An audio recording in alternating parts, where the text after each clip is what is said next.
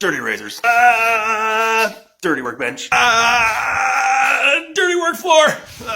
While I clean this mess up, I was asked recently about how to change a belt on a RZR, so let's get to it.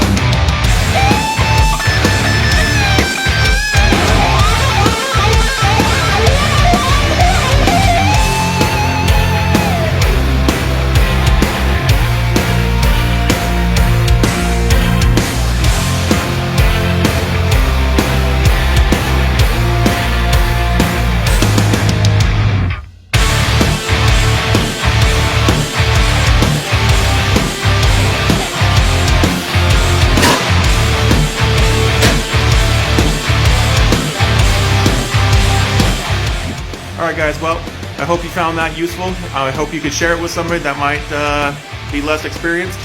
If you did, hit that like or subscribe to the button down below and we'll bring you more great content this summer. I got a mess to clean up. Peace.